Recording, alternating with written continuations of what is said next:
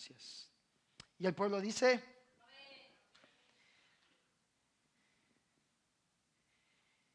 en este segundo capítulo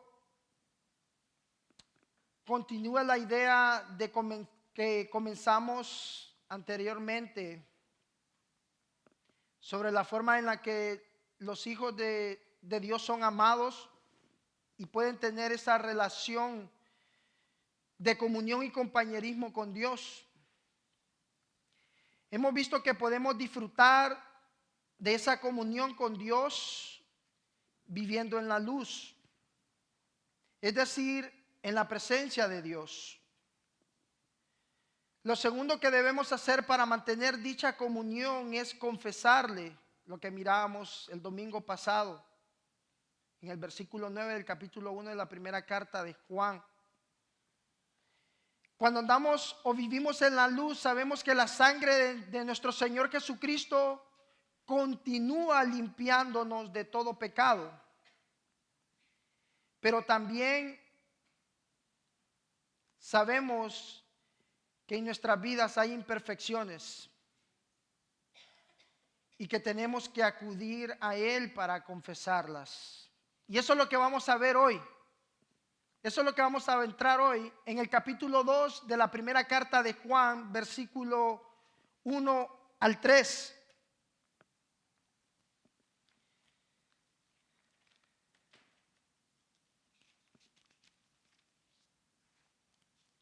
Tres versículos. Primera de Juan capítulo 2, versículo 1 al 3 dice de la siguiente manera, honrando al Padre, al Hijo y al Espíritu Santo: hijitos míos, les escribo estas cosas para que no pequen. Y si alguno peca, tenemos abogado ¿para quién? Para con el Padre, a Jesucristo el justo. Él mismo es la preposición por nuestros pecados, y no solo por los nuestros, sino también por los del mundo entero. A través de estos versículos veremos un vínculo familiar, pues debemos recordar que esta epístola está enfatizada a una relación entre miembros de la familia de Dios.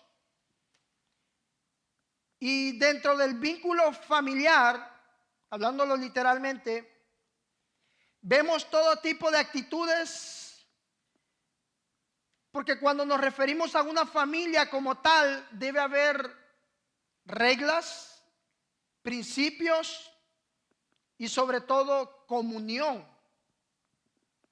entre los miembros de la familia. Pero mayormente es muy difícil convivir, más cuando vemos que cada miembro de la familia tiene un temperamento diferente, la cual nos proporciona mostrar actitudes diferentes y que cuesta llevar a cabo el propósito esencial por la cual nos llamamos familia. Y el apóstol Juan nos va a enfatizar por medio de estos tres versículos el objetivo de la carta mostrada en los siguientes versículos. 5 puntos de las cuales nos enseña el objetivo de la carta que nos muestra. Punto número 1, nos muestra un trato familiar. Punto número 2, el por qué nos escribe: para no pecar. Punto número 3, el Padre como juez y Jesucristo como nuestro abogado. Y punto número 4, Jesucristo no solamente es nuestro abogado, sino que también es el sacrificio perfecto. Y como último sería: si guardamos sus mandamientos, tendremos comunión los unos por los otros. 5 objetivos esenciales que nos muestra la carta de Primera de Juan. Vemos un vínculo familiar, ¿correcto? ¿Por qué un vínculo familiar? Arranca el capítulo 2 con una palabra que dice la frase hijitos míos, una expresión interesante proveniente de la palabra griega tecnia, que probablemente debería traducirse como mis niños pequeños o mis pequeños renacidos. El apóstol Juan está tratando con la familia, el pueblo de Dios que es lavado con la sangre de Cristo Jesús, ¿correcto? El vínculo que el apóstol Juan nos está mostrando, nos está dando un panorama de un trato familiar. San Juan capítulo 13 verso 33 dice: hijitos míos, estaré con ustedes un poco más de tiempo. Me buscarán, y como dije a los judíos, ahora también les digo a ustedes: a donde yo voy, ustedes no pueden ir. Jesucristo una vez le dijo a sus discípulos: ya no los trataré como mis siervos, sino que serán mis hijos. Perdón, mis amigos. Un vínculo de amistad, de hermandad. De manera que cada uno de los hermanos que estamos aquí estamos componiendo una congregación donde vamos a ver diferentes tipos de temperamentos. Algunos son más llegados a enojarse rápido. Otros son más calmados para poder tomar las cosas de una manera que no se irrita, no se exalta. Pero vemos todo tipo de actitudes en una familia. O vamos a decir nosotros que todos nuestros hijos son iguales. ¿Verdad que no? Nuestro pastor no puede decir que Hugo es igual que Jared, o Melody es igual que Mercy. Incluso dice que Mercy es un poco más introvertida. Cada uno tiene un temperamento diferente. De manera que cada uno de nosotros tenemos un temperamento diferente, pero el trato tiene que ser familiar. De manera que aquí el apóstol Juan no está tratando con personas inconversas. Cuando usted y yo hacemos un trato con una persona inconversa, ¿qué es lo que esperamos? ¿Usted espera paciencia de una persona que no ha nacido de nuevo cuando usted está trabajando al lado de él? Que usted le está que le está enseñando y le está enseñando y le está enseñando. Y esa persona está terca y necia, no entiende, se exalta. Usted espera que esa persona vaya a tener una buena actitud sobre usted. Al contrario, vamos a tener actitudes diferentes que nos identifica a nosotros y nos diferencia de lo que somos. De manera que cuando nosotros vemos el trato de Pablo en el capítulo 4 verso 19 de Gálatas, vemos un trato familiar. Dice: hijos míos, por quienes de nuevo sufro dolores de parto hasta que Cristo sea formado en ustedes. No va a poder formarse un carácter en Cristo Jesús si nosotros no convivimos como familia. Yo no puedo ir ante el pastor y decirle: ¿sabe qué? Es que me está costando tener esa comunión con mi esposa. O a quien no le cuesta, o es que la tiene fácil usted. O viceversa. Es que tengo que mi hijo me está rebelde, no hace caso, está teniendo actitudes muy diferentes que no me gusta. Pastor, ¿qué hago? Resistir, soportar, apoyar, llegar. ¿Por qué? Porque somos una familia. Somos una familia en Cristo Jesús. Si un hermano está sufriendo una necesidad, ¿qué estamos dispuestos nosotros a darle? Un trato de hermandad. Dice, amarse uno al otro, así como el Señor Jesucristo nos ha amado. Yo no puedo dar ese trato de amor si no tengo el amor de Dios. Yo no puedo decir que soy parte de la familia de Dios y comportándome como un mundano allá en mi trabajo. Yo no puedo decir que yo soy cristiano y me estoy comportando como un incrédulo. ¿Cómo puedo mostrar yo mi hermandad con mis hermanos si mi actitud allá afuera es diferente y mi actitud aquí en la iglesia soy otra persona? Yo no puedo tener el trato igual allá afuera con los inconversos como el trato que tenemos aquí en la familia. Lo que nosotros tratamos aquí en caracteres, en temperamentos diferentes, es para soportarnos los unos a los otros y para poder andar en luz. Ese es el trato familiar.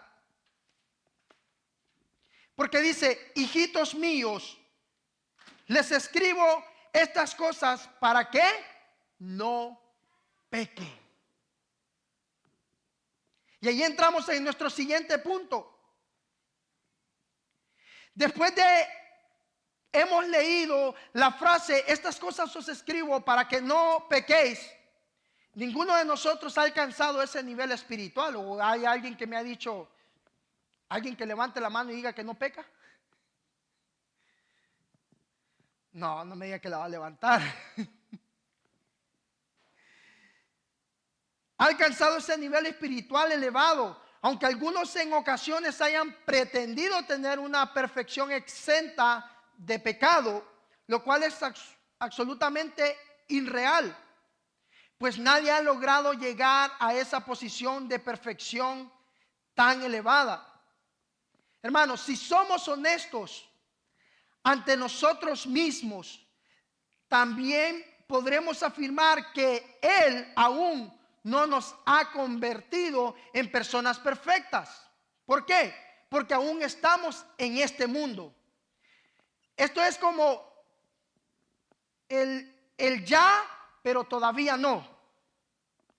Usted ya es salvo, pero todavía no hemos sido glorificados, porque usted está aquí en esta carne.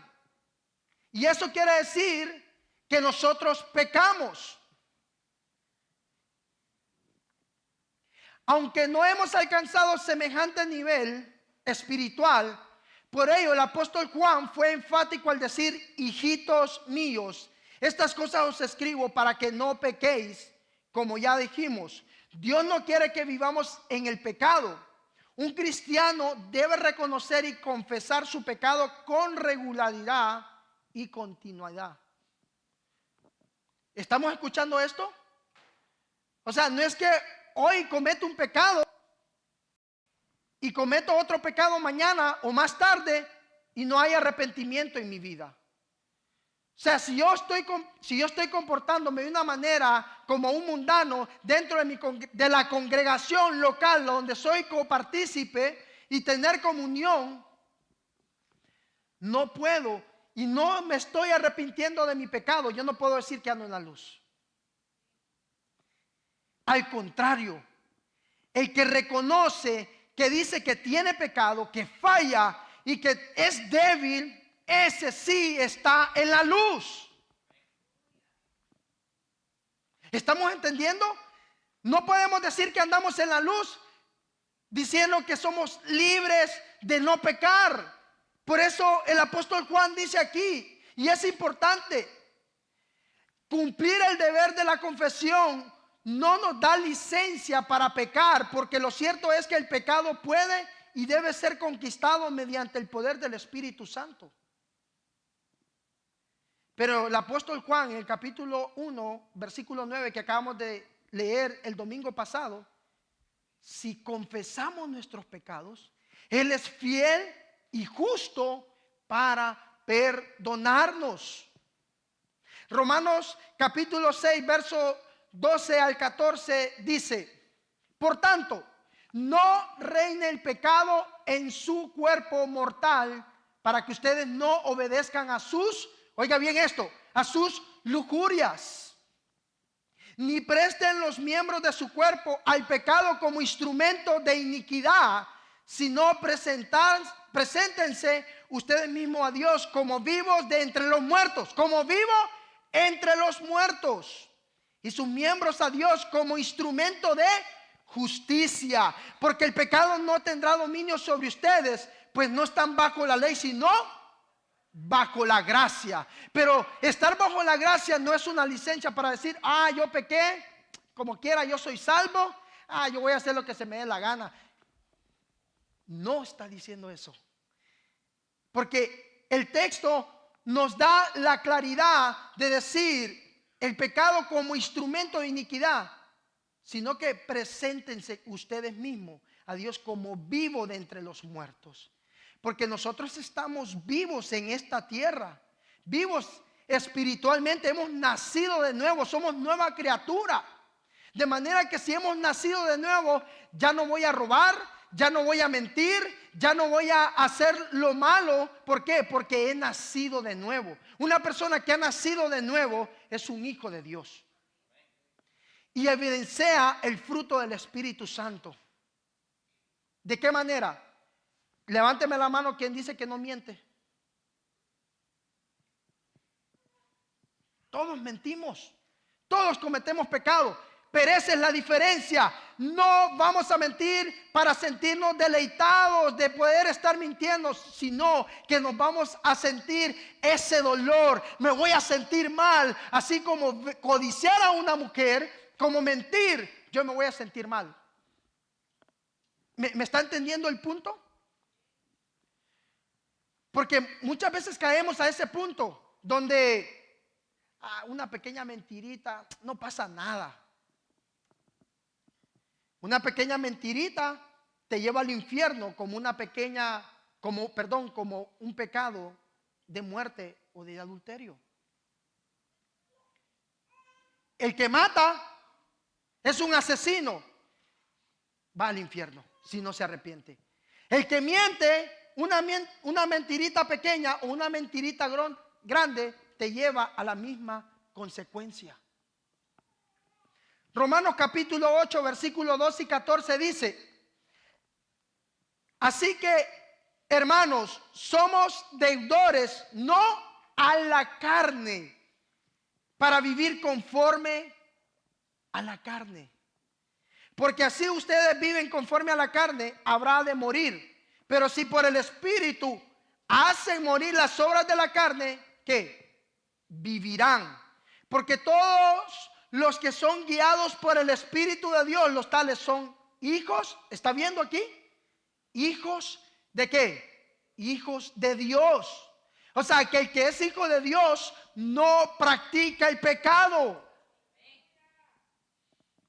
Es que una cosa es practicar el pecado y otra cosa es pecar.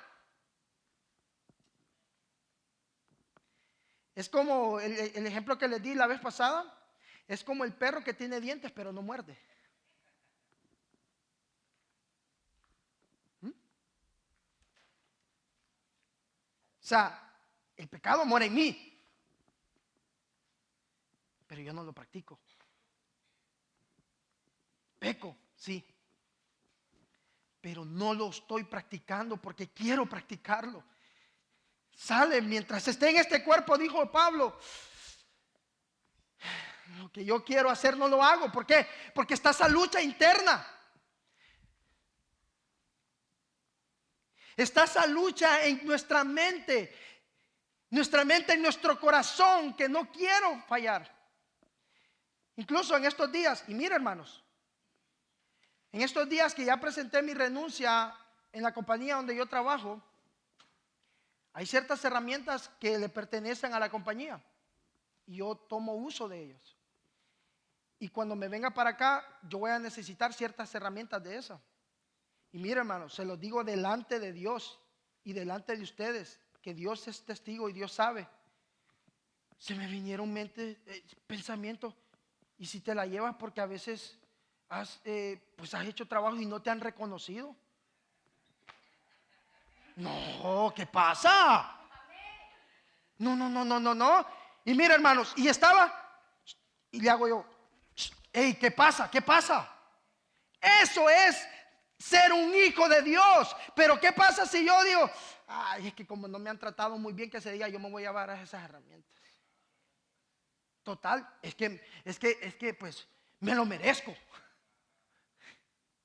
Un hijo de Dios no hace eso, hermanos. Un hijo de Dios reconoce y dice, sí, gracias. Porque de hecho saqué una herramienta hace poco, hace más de un mes. Y como me ayudan ellos a pagarla, yo fui y les dije, ya me voy. Yo les di el recibo hace un mes. Y el gerente que trabaja en la administración del dinero ni siquiera se acordaba ni sabía a dónde estaba el recibo que yo le había dado. Y me mandó un mensaje preguntándome, ¿cuál es la table saw que compraste? Pero llegaba aquello, hermano. Llegaba aquello. Y no, Señor, gracias. No, está aquí, está acá, cuesta tanto. Y con gozo, hermano, con gozo. ¿Sabe por qué? Porque eso no le agrada a Dios. Y eso es vivir en la luz. Eso es estar en la luz. Eso es reconocer que somos pecadores. Porque sí, pequé, pero no consumí mi pecado. ¿Por qué? Porque le dije, Señor, perdóname, ayúdame. Eso es reconocer nuestro pecado, hermanos. Sí, eso es andar en la luz. No significa que vamos a andar pecando por allá, por la vida y diciendo que somos cristianos. No, hermanos, eso es una vergüenza. Así que, porque si nosotros vivimos conforme a la carne, habrá de morir. Pero si por el Espíritu hacen morir las obras de la carne, ¿vio? Hacer morir las obras de la carne es andar en la luz. Y eso nos enseña a nosotros en el versículo 2 que acabamos de leer, donde dice, perdón, en ese capítulo, en el versículo 1 dice, para que no pequen. Y si alguno peca, tenemos abogado. Aquí la palabra abogado en el griego lo traduce como el paracleto. Paracleto, que significa el consolador. Y en otras partes de la Biblia, el Señor Jesucristo hizo referencia al Espíritu Santo como el consolador. San Juan capítulo 16, verso 7 dice, pero yo les digo la verdad, les conviene que yo me vaya porque si no me voy, el consolador no vendrá a ustedes, pero si me voy, se los enviaré. Ahí está el paracleto, el consolador, el que interviene, el que aboga. Y aquí el apóstol Juan nos está diciendo, si alguno peca, abogado tenemos para ¿con quién? Con el Padre, a Jesucristo el justo. ¿Qué papel juega aquí el Padre? El Padre juega aquí el papel del juez. ¿Y quién es el que intercede por nosotros? No solamente Jesucristo intercede por nosotros allá en el cielo, sino que el que Él envió, el que el Padre envió, el Consolador, porque Jesucristo les dijo, me es necesario que yo me vaya para que venga hacia ustedes el Espíritu Santo. De manera que tenemos dos que interceden por nosotros ante el Padre. Hermanos, ¿cuántos han visto la película de nuestro Señor Jesucristo cuando lo están crucificando? Amén. Imagínenselo en las Escrituras. Todo la ira de Dios cayendo sobre nuestro Señor Jesucristo.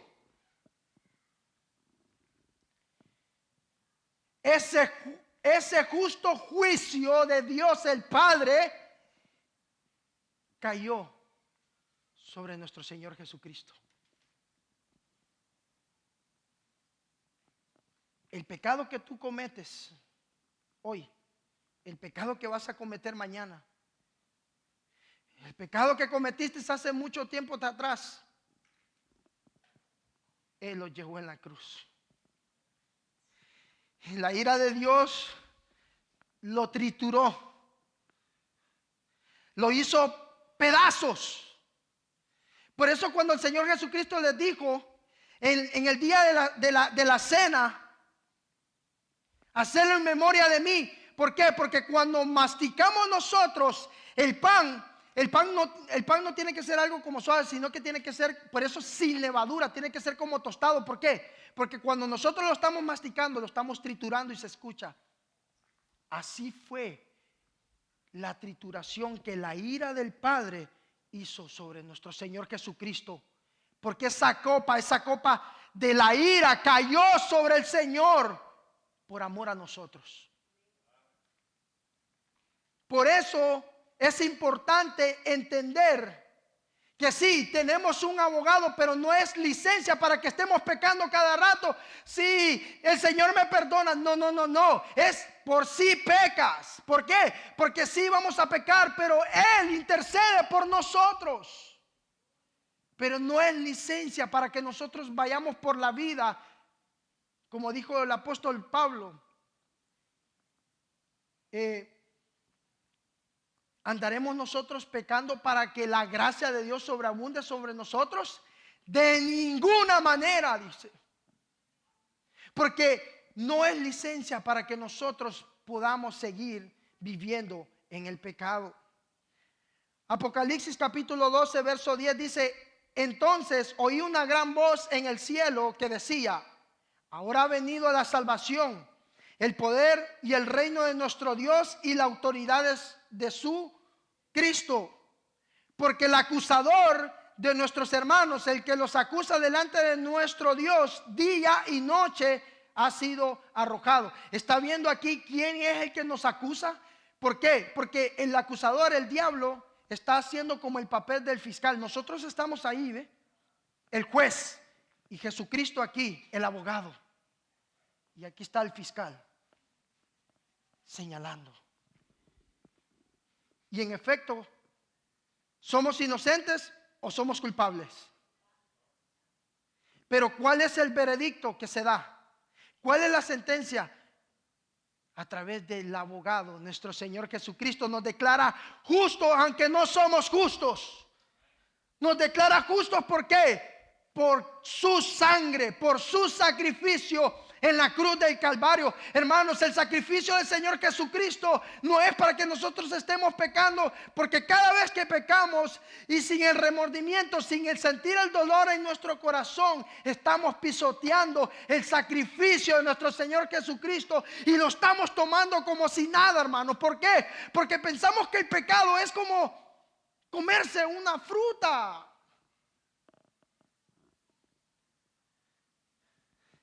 Hermanos, usted ha entendido la magnitud, el poder que tiene el pecado si nosotros vivimos bajo la carne, bajo los efectos de este mundo, el sistema de este mundo. ¿A qué nos lleva este sistema de este mundo? A pecar.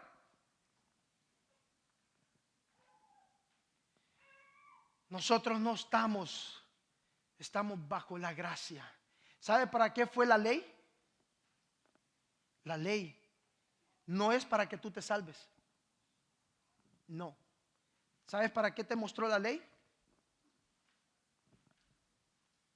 Para que te veas tú en el espejo. Para que me vea yo, lo pecaminoso que somos y lo necesitado que estamos de un Salvador. Romanos capítulo 3, versos 20 y 21 dice que ningún hombre puede ser justificado por la ley. Porque los judíos pensaron que al cumplir la ley iban a ser justificados, iban a estar bien delante de Dios. El problema es que con un mandamiento que no cumplían, dice Santiago, abolimos con todos. De manera que el diablo está ahí. El diablo ahí te está acusando. Pero el Señor Jesucristo está abogando por cada uno de nosotros, para que seamos nosotros luz en medio de las tinieblas. Hebreos capítulo 4, verso 14 al 16 dice: teniendo pues un gran sumo sacerdote que trascendió los cielos, Jesús, el Hijo de Dios, retengamos nuestra fe, porque no tenemos un sumo sacerdote que no pueda compadecerse de muchas flaquezas, sino uno que ha sido tentado en todo como nosotros, pero sin pecado. ¿Usted ha escuchado esas personas donde dice: es que tú necesitas estar en los zapatos para que tú sientas lo que yo siento? Dice: es que tú no entiendes, tú no sabes. ¿Sabe? Sí, es cierto, en efecto, tal vez yo no he pasado por las situaciones que tú pasas, pero hay uno que sí experimentó lo que tú pasas. Así que no te sientas la víctima en tu pecado, porque el Señor Jesucristo padeció todas las debilidades que tú y yo sufrimos, pero sin pecado. Y ese es nuestro sumo sacerdote. Y es por eso que dice en el versículo 16: por tanto, acerquémonos con confianza al trono de la gracia, para que recibamos misericordia y hallemos gracia para la ayuda oportuna. ¿Está viendo? No nos sintamos como que somos los únicos. Ay, es que estoy pasando por esta situación difícil. El Señor Jesucristo padeció por ti y Él venció. Si Él venció, vosotros también habéis vencido. ¿Por qué? Porque Él venció por cada uno de nosotros. Él se llevó nuestras rebeliones. Él sufrió por nuestras rebeliones, por nuestro pecado. Y Él fue triturado por cada uno de nuestros pecados, para que seamos justos. Injustos para ser justos por la gracia de Dios. Y nuestro cuarto punto es: Jesucristo no solamente es nuestro abogado, sino que también es el sacrificio perfecto. Dice en el versículo 2: Él mismo es la propiciación por nuestros pecados, y no solo por los nuestros, sino también por los de todo el mundo entero. La palabra aquí significa, la palabra propiciación significa apaciguamiento o satisfacción. El sacrificio de Jesús en la cruz satisfizo las demandas de la santidad de Dios para el castigo del pecado. Por eso se puede afirmar que Jesús propició o satisfizo a Dios. Y vamos a leer dos capítulos. Romanos capítulo 1, versículo 18 dice: porque la ira de Dios se revela desde el cielo contra toda impiedad e injusticia de los hombres, que con injusticia restringen la verdad. Y 2 Corintios 5, 21 dice: al que no conoció pecado, lo hizo pecado por nosotros, para que fuéramos hechos justicia de Dios en él. Él fue el sacrificio perfecto. Él fue el único que pudo satisfacer la ira de Dios. Hermanos, ¿sabe qué significa eso? Que ni usted ni yo éramos dignos ni siquiera de poder estar colgado en la cruz. Tenía que ser un sacrificio perfecto. Y eso lo vemos nosotros en Éxodo capítulo 12. Cuando el pueblo de Israel fue sacado de Egipto, el Señor les dio una ordenanza para poder mostrar el sacrificio de nuestro Señor Jesucristo. Amén. En el capítulo 12 de Éxodo nos muestra que dice que que el Espíritu, el ángel de Jehová iba a pasar sobre todos los hijos de el faraón. Pero aquellos que iban a pintar la puerta con la sangre, no iba a pasar. El sacrificio de nuestro Señor Jesucristo fue suficiente. Fue lo que hizo que Dios haya sido satisfecho de todo nuestro pecado. Usted no puede satisfacer la ira de Dios. ¿Usted entiende eso? Usted no puede satisfacer la ira de Dios. Claro, como lo hizo Jesucristo, no podemos. Pero sí hay una manera que podemos satisfacer la ira de Dios. Es yendo al infierno por nuestro pecado. ¿Entiende? Pero Él mostró su gracia. Qué lindo que Él mostró su gracia, Él mostró su misericordia y lo hizo pecado por nosotros para que fuésemos hechos justicia de Dios en Él.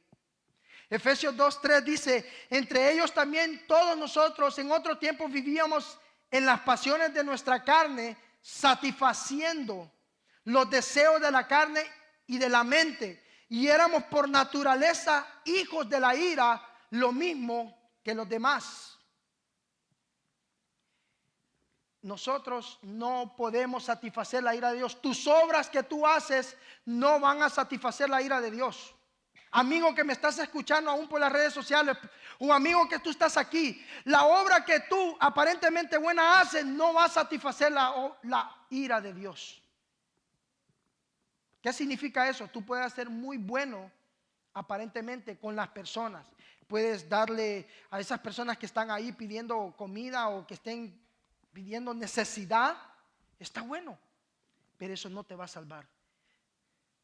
No es por tus obras, es por la obra redentora de nuestro Señor Jesucristo que puede ser satisfecha esa ira de Dios. Y en el versículo 3 quiero culminar con este punto número 5, donde dice que si guardamos sus mandamientos tendremos comunión los unos con los otros.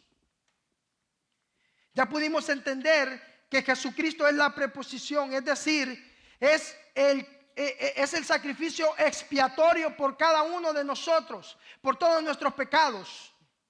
Pero en el versículo 3 dice: y en esto sabemos que lo hemos llegado a conocer si guardamos sus mandamientos. Si guardamos sus mandamientos tendremos esa comunión los unos con los otros. En primer lugar, tenemos que decir que este versículo no tiene nada que ver con la seguridad del creyente, hermanos. No tiene nada que ver con la seguridad del creyente. Juan está hablando sobre la certeza como hijos de Dios, como conformamos una familia. Pero ¿cómo podemos tener la seguridad de que pertenecemos a la familia de Dios?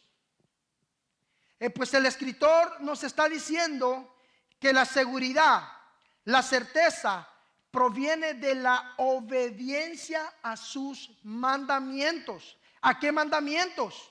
Al hablar aquí de los mandamientos, el apóstol no se refiere a los 10 mandamientos, hermano. No se está refiriendo a los 10 mandamientos.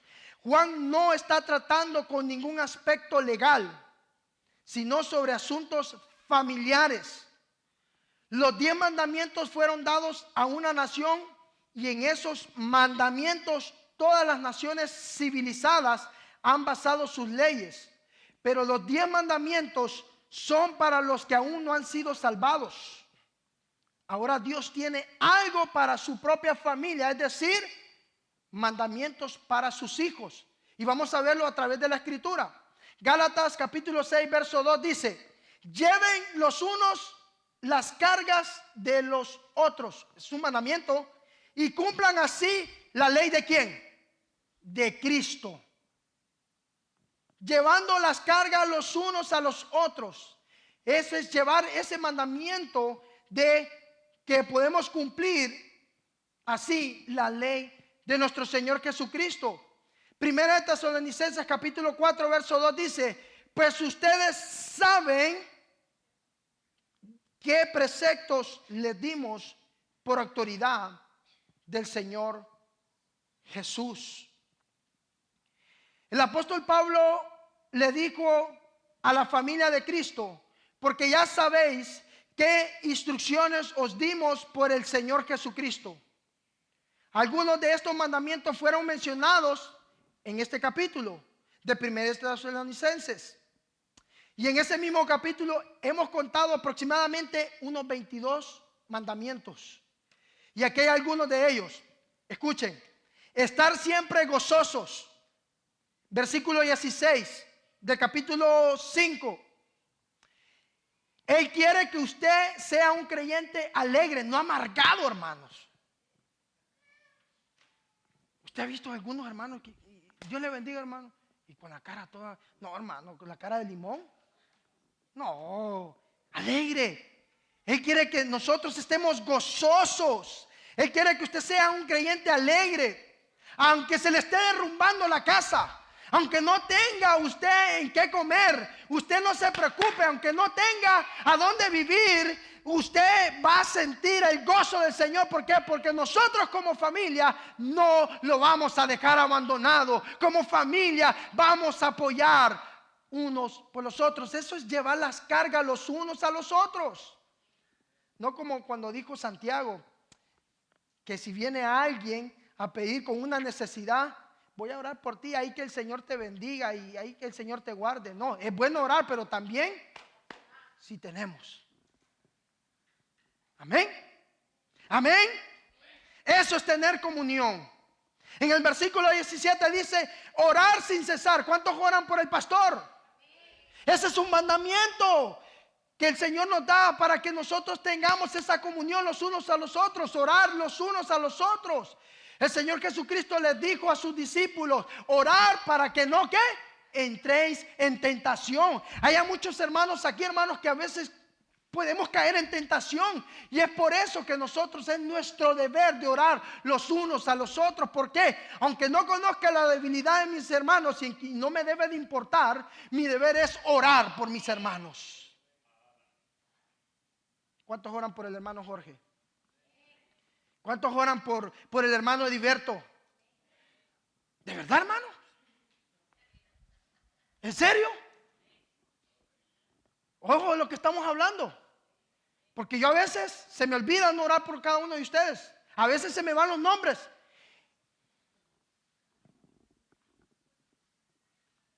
¿Está viendo? Ya cometimos un pecado. Hermanos, Dios, Jesucristo nos manda que oremos los unos por los otros. Y este último indica una actitud de oración. Este puede levantarse de sus rodillas y continuar aún en la actitud de oración. Y en el versículo 19 del capítulo 5 de 1 Tesalonicenses se nos dijo: no apaguéis el espíritu. Es decir, que no nos neguemos a su acción en nuestra vida. Eso de no apagar el espíritu no es como cuando usted dice, usted escuchó allá en aquellas iglesias donde usted estaba: hey, el espíritu se somete a ti. ¿Dónde ha visto usted tal cosa? ¿Será que lo vimos en Jonás hace algún mes? El pastor lo tenía encerrado ahí en la ballena. ¿Y el espíritu se somete a ti? Eso quiere decir, no apagues el espíritu, quiere decir de ser llenos del Espíritu Santo. Ser llenos de Él, que Él tome control en tu vida, que cuando viene el enojo, cuando viene la ira sobre tu vida, toma control, la templanza. No me voy a enojar, no me voy a enojar. Mi esposa me dijo esto y esto, no me voy a enojar y no le voy a decir esto, no, me quedo callado. Igual viceversa. Es que si le digo esto se va. Ay.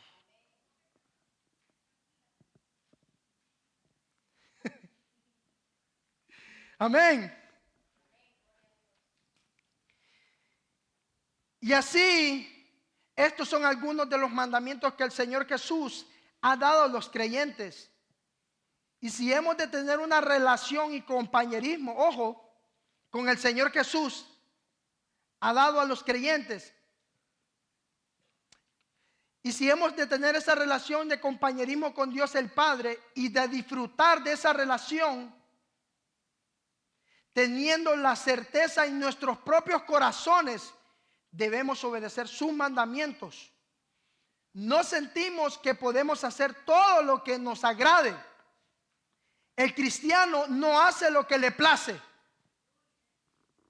Usted aquí no va a hacer lo que a usted se le dé la gana. Yo no voy a venir a hacer aquí lo que a mí se me dé la gana. Yo voy a venir a hacer lo que le agrada a Dios, no lo que a mí me agrada. Porque lo que a mí me agrada es desobedecer a Dios. Porque eso fue lo que pasó con Adán. Adán siguió el deseo de su corazón. ¿Has escuchado eso?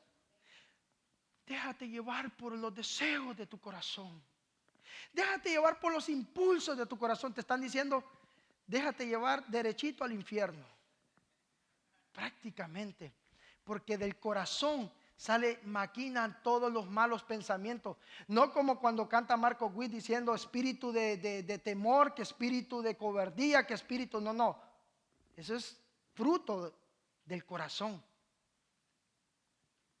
Adulterio, fornicación, mentira, orgías, todo eso es fruto que sale del corazón malo. Así que el cristiano no hace lo que le place, sino lo que a Cristo le agrada. Y en conclusión, hemos visto la obra de Dios, el Padre, para con nosotros por medio de nuestro abogado, nuestro Señor Jesucristo. Ese es el ministerio de nuestro Señor Jesucristo, como un abogado. El justo, el que también, como dice en el versículo 3, y en esto sabemos que lo hemos llegado a conocer, si guardamos sus mandamientos. La seguridad de nuestra salvación es evidenciada cuando guardamos sus mandamientos, pues al ser salvos somos dirigidos a amar sus mandatos y a ejercerlos con amor. No es que yo voy a obedecer primero para ser salvo. No.